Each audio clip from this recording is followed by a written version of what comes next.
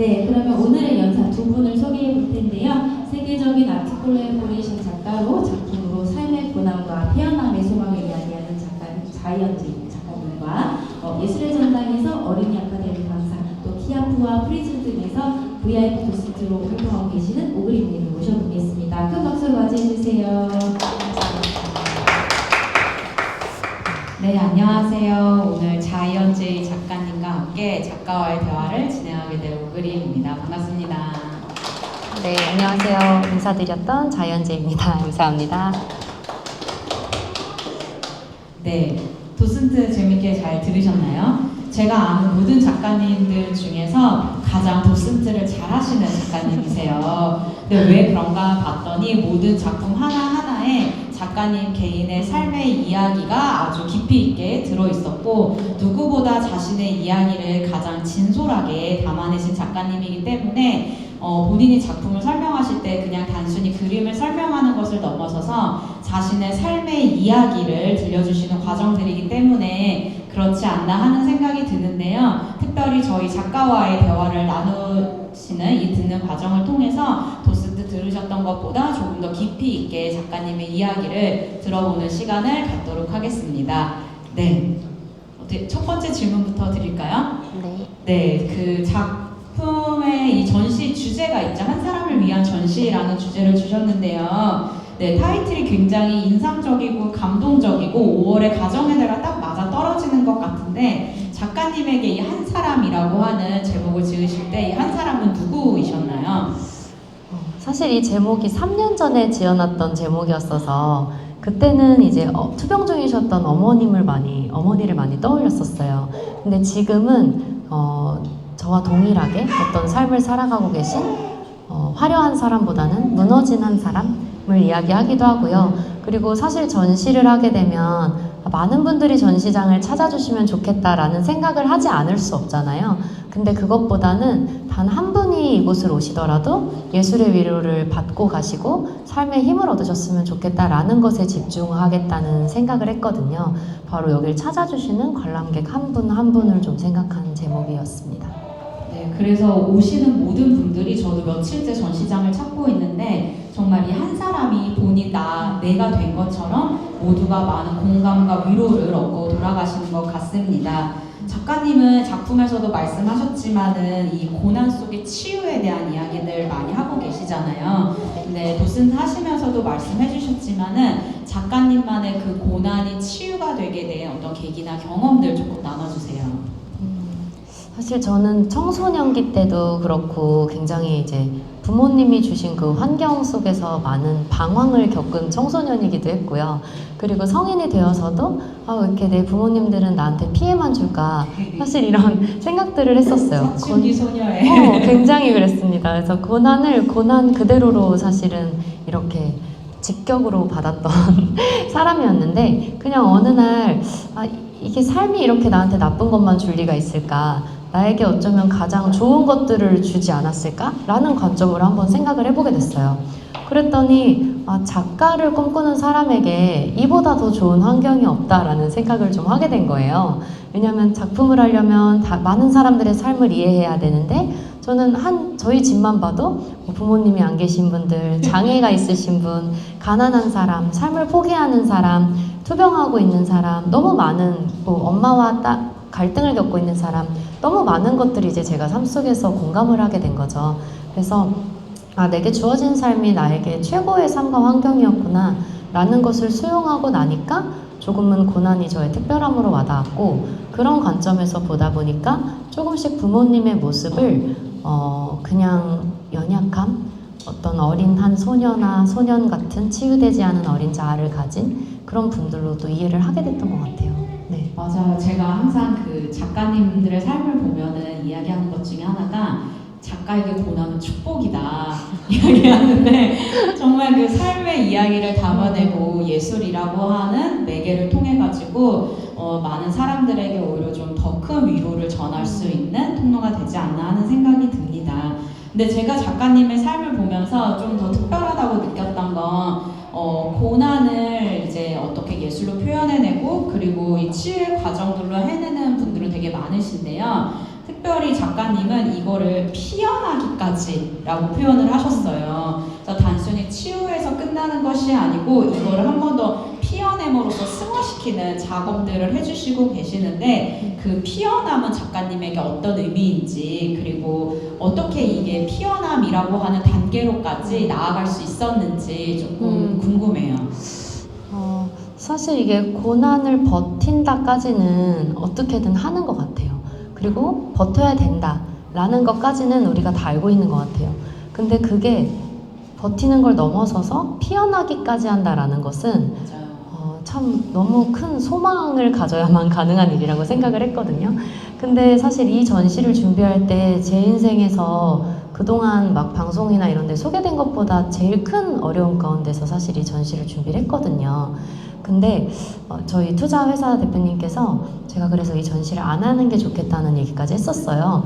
근데 그런 얘기를 해주시더라고요. 제가 늘 말하던 대로 힐링 낫 하이딩이라고 하지 않으셨냐, 그리고 주어진 삶을 수용해서 살아가는 이야기를 하지 않으셨냐, 지금이 바로 그때가 아니냐 라고 하면서 제가 그 어느 때보다 힘들게 작업을 이어가는데 문득 이게 작품에서 피어나고 있구나 그런 생각이 좀 들더라고요. 그리고 돌아보니까 제 삶에서 조금 특별하고 아름다웠던 장면들은 다 결국 그 시간들 끝에 피어난 장면들이더라고요. 그래서 고난을 버티고 우리 끝까지 삶을 완주합시다 라고까지만 그동안 이야기했다면 그 끝에 우리는 결국 아름답게 피어납니다 까지가 되어야 완성이라는 생각을 하게 됐던 것 같아요. 그래서 이 전시는 저에게는 그동안의 삶 중에서 가장 큰 소망을 품고 표현한 그런 전시인 것 같습니다.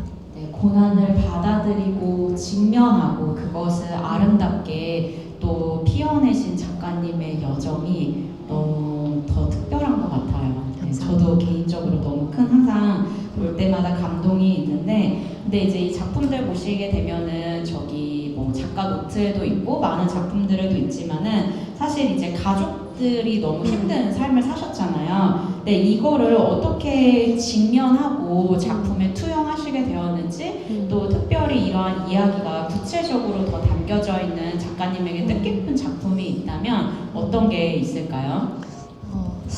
아까 잠깐 도슨트 때 이야기한 것처럼 어느 날 무슨 글을 하나 보게 됐어요. 지금 오늘을 천국같이 살지 않는 사람은 내일도 천국을 살 수 없다. 그 얘기를 듣게 됐거든요. 근데 그게 너무 와닿는 거예요. 결국은 지금 내게 주어진 가족들, 그리고 바꿀 수 없는 나의 그 환경 안에서 제가 행복을 누릴 수 없다면 내일의 행복도 당연히 이제 있을 수 없다는 거죠.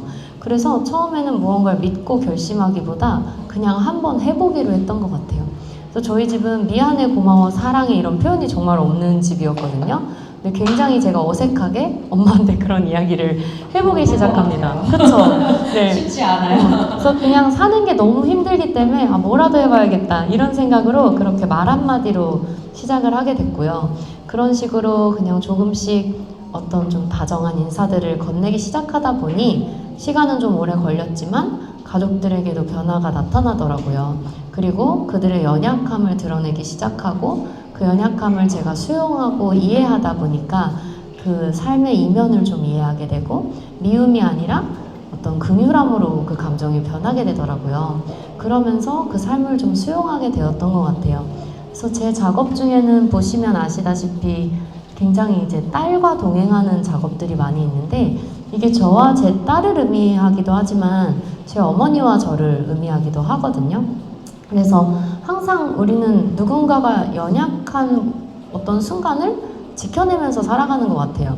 근데 그 지켜내는 게 막 바람을 막아주고 고난을 막아주고 문제를 해결해주고 이런 게 아니라 그냥 어떤 고난 속에서도 그냥 옆에 같이 있어주는 게 지켜냄인 것 같더라고요. 그래서 보시면 이 수많은 엄마와 자녀의 그림 속에 그냥 어떤 상황이든 함께 동행한다라는 의미들이 많이 담겨져 있거든요.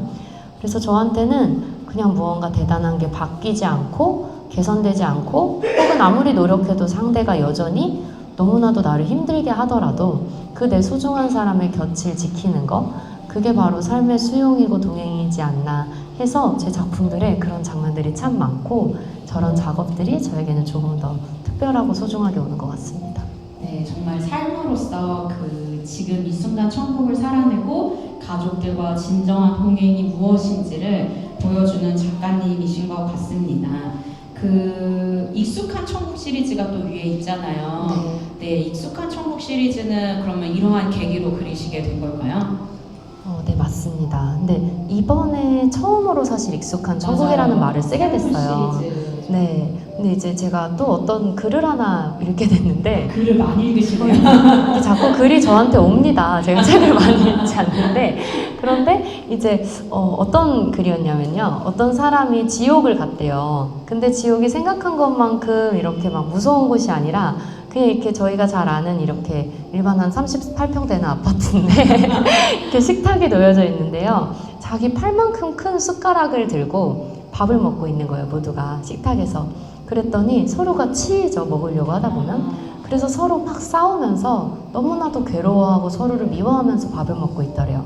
그리고 또 천국의 장면을 보게 됐는데 똑같은 38평형 정도의 아파트인데 그 큰 숟가락도 동일한데요. 서로가 서로를 먹여주면서 너무나도 화목하고 아름답게 살고 있다고 하더라고요. 근데 그 이야기가 제 그동안에 이제 조각처럼 있던 이런 제 가치관이나 세계관과 하나가 되어서 어떤 정의를 내리게 됐어요. 그게 바로 위에서 말한 것처럼 지금 오늘 주어진 삶을 수용하고 곁에 있는 이들과 천국처럼 살아가다가 익숙한 천국으로 가자. 그렇지 않으면 천국이 우리한테 너무 낯설어서 낯선 언어와 낯선 음식을 먹어서 도저히 천국은 천국 같을 수 없다. 결국은 오늘을 천국처럼 살아야만 한다라는 어떤 결론을 도달하게 됐죠. 그래서 수많은 가족들의 모습을 통해서 작품을 그리면서 우리가 만들어가고 있는 익숙한 천국이란 제목의 작품들을 그리게 됐습니다. 너무 감동적인 이야기.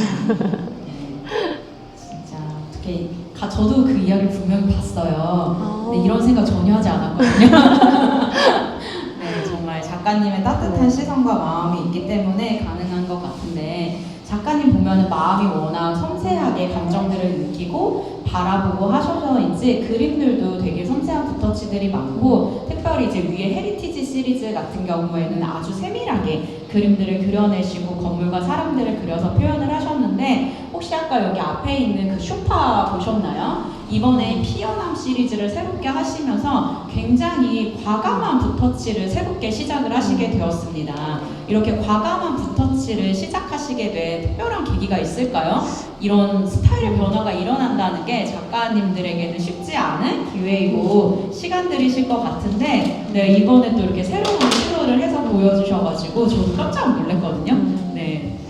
이게 약간 왜 그런 거 있잖아요. 우리 어린아이들이 수면 시간을 너무 넘기게 되면 이렇게 각성 상태가 된다는 그런 이야기가 있는데 이게 저도 이제 막 살아가는 게 이제 힘들다 보니까 뭔가 지금까지 살아온 방식이 내가 버겁다면 새롭게 살아봐야 되지 않나라는 생각들을 크고 작게 했던 것 같아요. 근데 이제 이게 이번에 새로 개봉한 이제 저희가 좋아하는 그 악마는 프라다를 입는다? 그런 영화에 보면 왜 너는 징징거렸을 뿐이지 아무것도 하지 않았어 뭐 이런 대사가 있는데 전 진짜 그게 맞다고 생각하거든요. 결국은 행함이 없이는 아무것도 변하지 않는다라는 생각을 해요. 그래서 무언가 변화를 원할 때는 제가 진짜 다른 걸 해봐야 되는 거죠. 그래서 아까 위에서 말씀드린 것처럼 명품 브랜드들이 이제 라이브 페인팅 제안을 했을 때 제 성격으로서는 도저히 할 수 없는 일이지만 이제 해보고자 하는 용기를 냈고 그게 시작이 되니까 조금씩 용기가 생겨서 타인의 시선에서 자유롭게 저를 펼치는 일들이 되기 시작했고 조금씩 더 나다워졌던 것 같아요. 그리고 사실은 좀 비하인드 스토리인데 솔직하게 얘기를 드리면 제가 여기 전시 오픈 날에 잠을 1시간도 못 잤어요. 저랑 저희 PM님이랑. 그래가지고 직접 너무 많은 걸 다 준비를 하세요. 작가님이 저 그림만 그리시는 게 아니고 모든 하나하나의 과정에 본인이 다 누구보다 열심히 참여를 하시거든요. 저 사실 며칠 전만 해도 이 소파 라이브 페인팅이 저도 처음이라 너무 긴장이 됐었거든요.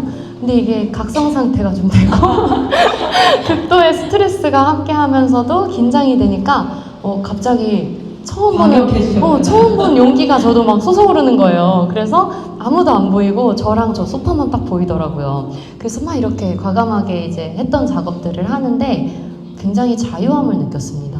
그리고 스트레스가 풀리더라고요. 그래서 우리 어머니들 한 번씩 추천을 네, 드립니다. 소파에 낯사는 게 아니고 엄마들도 할 수 있다 보여주세요. 조금 나쁘기만 한 일은 없다라는 생각으로 네, 용기를 내봤습니다. 점점 그 작가님 스스로가 본인을 표현해내는 거에 있어서 되게 더 용기를 얻으시고 더 과감해지시고 그만큼 더 깊이 있는 것까지 외부로 표현해내는 그런 시간들이 빌드업 되어지고 있는 듯한 그런 느낌이에요. 그럴수록 또 이 영향력의 넓이와 캐파도 훨씬 더 좀 커지고 있고 많은 분들이 깊이 감동을 얻고 있지 않나 하는 생각이 듭니다. 그래서 저도 저 쇼파를 보면서 되게 작가님 성격에 이렇게 와일드한 붓터치를 하시는 게 쉽지 않으셨을 텐데 굉장히 큰 변화와 과감한 시도를 하셨고 용기와 도전을 하셨구나 라는 것들이 좀 여실히 느껴져서 제게도 또 되게 도전이 되는 그런 장면이었습니다. 그리고 또 한 가지 이제 보면은 그 위에 이제 꽃이 피어내는 것들에 있어서 주름 이야기를 해주셨었어요. 근데 이 주름과 같은 시간들이 작가님의 삶에도 분명히 있으셨는데 이것들을 어떻게 풍성하게 되었는지 그리고 그것들 주름에서 멈추는 것이 아니라 지금의 이 피어남의 과정에 오기까지 어떠한 또 사건들이 있으셨는지 궁금합니다. 일단 이제 사는 게 힘들다 보면 우리가 한 번쯤 생각을 해보잖아요. 이거 계속 살아야 되나 그런 생각들을 하게 되잖아요. 그런데 그냥 뭔가 삶을 믿어보고 싶었던 것 같아요. 뭔가 삶이 나에게 주는 것들이 결코 나쁜 것만을 줄 리가 없다. 어쩌면 나에게 가장 최고의 것을 준다라는 믿음에서 시작을 했던 것 같고 그러다 보니까 어느 순간 선택을 하게 되더라고요. 삶을 중간에 이제 하차할 것인가 아니면 완주할 것인가 그 중에서 당연히 삶을 신뢰한다면 또 저도 이제 믿음이 있는 크리스찬이기 때문에 신뢰한다면 삶을 완주해야 하는 것만이 정말 믿음이다라는 생각을 좀 하게 됐던 것 같아요. 그래서 삶을 끝까지 완주하기로 결심을 하고 나니까 당연히 이것을 수용해서 즐겁게 살아야 되잖아요. 그러면서 그 주름 하나에서 얻어지는 나의 어떤 특별함들을 조금씩 정의해보기 시작했던 것 같아요. 그래서 제가 항상 하는 말 중 하나가 나쁘기만 한 일은 없다 이거거든요. 지금 이 작가와의 대화에도 막 200명이 오셔도 좋겠지만 그것도 좋기만 하진 않거든요. 저희가 이렇게 1대1로 눈을 맞출 수 없잖아요.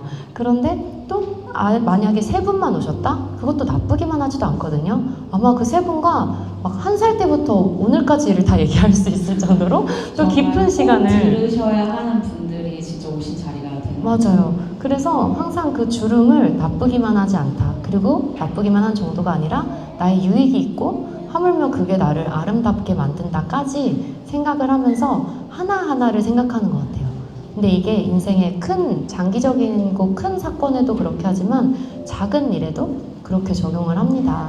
오늘도 이렇게 바쁜데 우리 딸이 막 옷을 고른다고 이제 난리를 치면서 시간을 끌면 굉장히 화가 나지만 나쁘기만 하진 않다. 이렇게 자기 취향이 확고한 내 아이 이렇게 잘 맞길래 네 그러니까요. 딱 저더라고요. 그래서 보면서 이렇게 삶의 작은 순간에도 큰 순간에도 그 작은 주름 큰 주름에도 다 의미를 갖고 또 선하게 수용하고자 하는 노력들을 하고 있습니다. 지금 방금 말씀해주신 것처럼 이렇게 사실 딸 아이를 양육하고 기르고 키우시면서 아티스트로서의 본인의 어떤 비전과 삶의 가치를 두고 또 활동도 굉장히 활발하게 하고 계시는데요. 저 개인적으로 너무 궁금한 건데 이거 두 가지를 다 한다는 게 사실 쉽지 않은 일이잖아요. 아마 다들 어머님들이셔서 너무 잘 아실 것 같은데 이 두 가지를 다 같이 이뤄낼 수 있고 이것의 균형을 맞추는 작가님만의 어떤 비법 있을까요? 이건 진짜 꿀팁인데요. 완벽하려는 생각을 내려놔야 합니다. 네. 근데 사실 저도 저희 엄마가 이제 막 공장에서 옷을 만드시고 이런 곳에서 자랐어요. 그래서 어렸을 때 기억나는 게 항상 유치원이 끝나면 엄마 공장으로 가서 엄마가 퇴근하실 때까지 그 옆에 그 공장 노트가 있거든요. 거기 옆에서 그림을 그리면서 있었거든요. 그 덕분에 제가 그림을 좋아하게 되고 많은 생각을 하고 있었던 것 같아요. 근데 돌아보면 그 심심한 시간 있잖아요. 요즘 아이들에게는 심심한 시간이 필요하다는 이야기가 정말 많아요.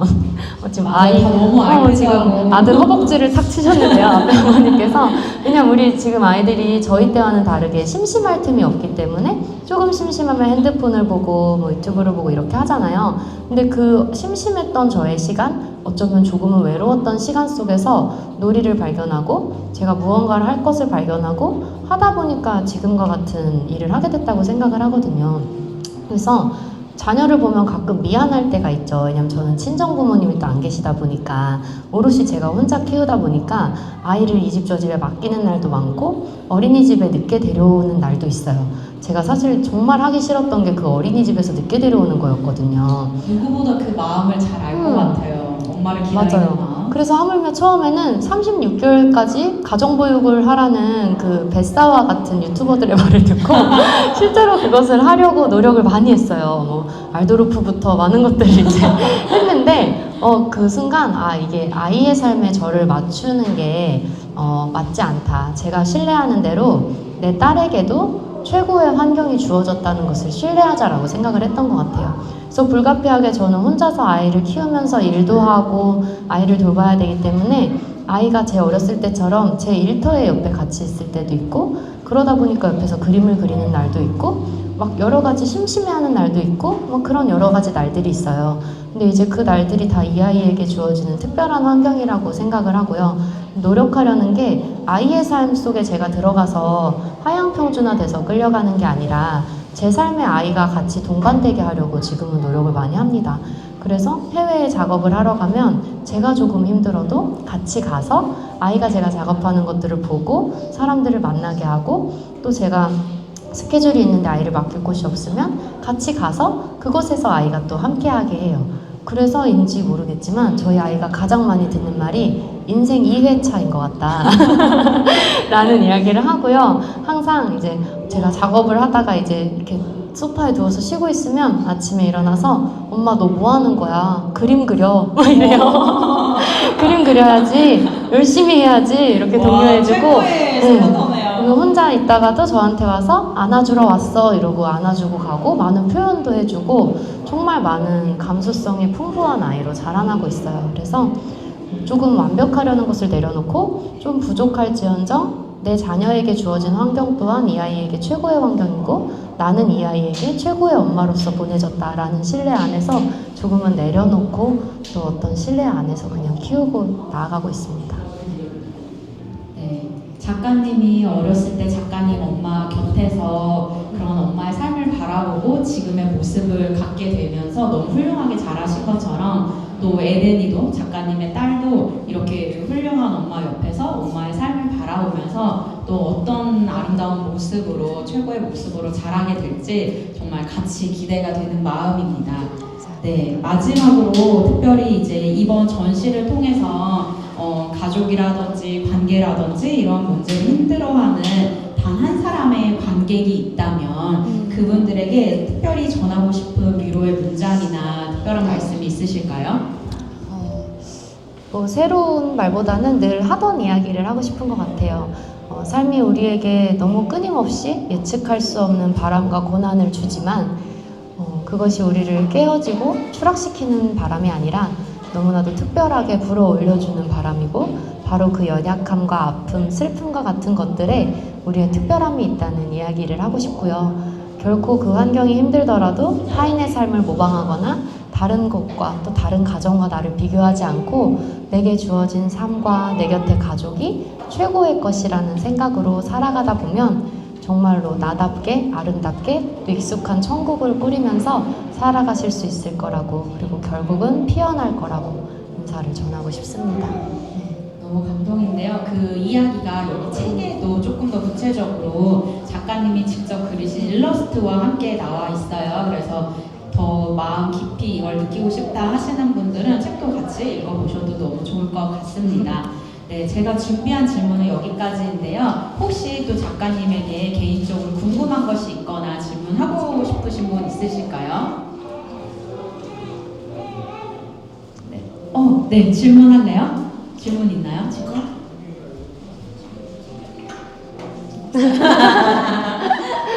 네, 이렇게 다 같이 있는 데서 질문하려면 부끄러우니까 나중에 끝나고 작가님한테 책에 사인 받으면서 따로 질문해도 좋을 것 같습니다. 네, 그러면은 오늘 작가님의 도슨트와 아티스트 토크는 여기서 마치도록 하겠습니다. 감사합니다. 감사합니다.